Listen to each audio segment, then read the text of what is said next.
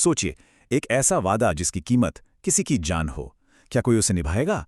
आज चलिए एक ऐसी ही कहानी के अंदर झांकते हैं, एक बहुत ही सीधी साधी कहानी, पर यह ईमानदारी पर एक बहुत बड़ा सवाल खड़ा करती है।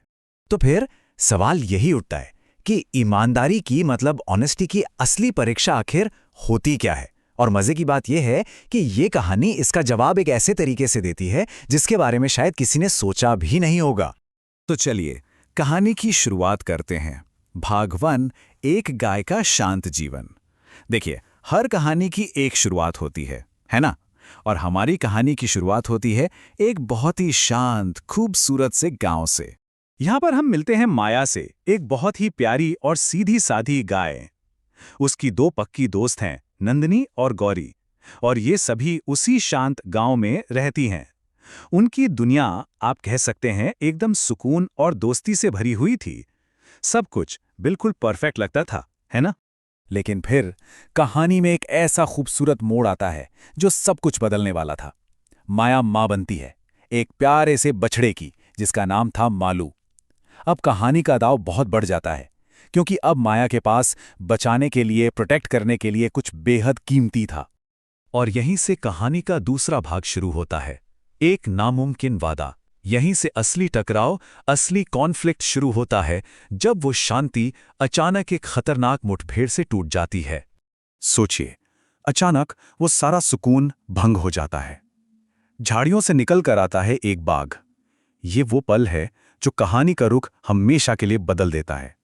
माया की पूरी दुनिया जैसे उलट-पुलट हो जाती है।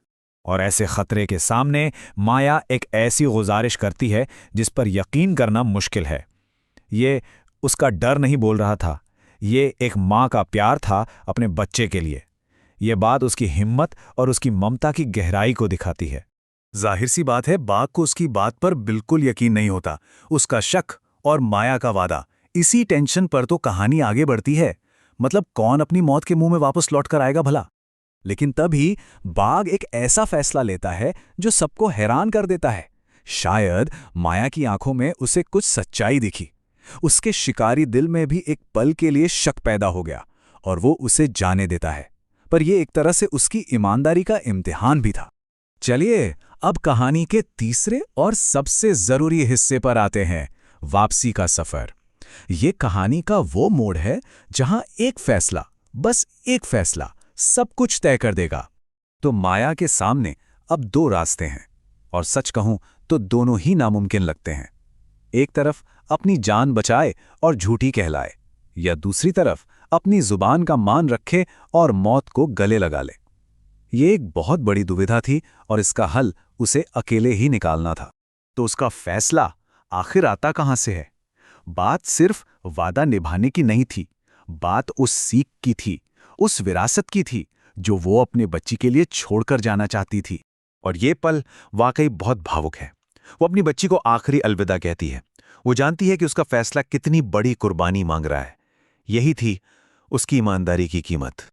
और जैसे जैसे वक्त बीतता है, टेंशन और बढ़ती जाती है। सूरज धीरे धीरे ढल रहा है, माया अपनी किस्मत की तरफ वापस चल रही है, और बाघ बस इंतजार कर रहा है। हर पल के साथ ये सवाल और गहरा होता जाता है कि क्या वो सच में वापस आएगी? और अब आता है भाग 4, बाघ का फैसला।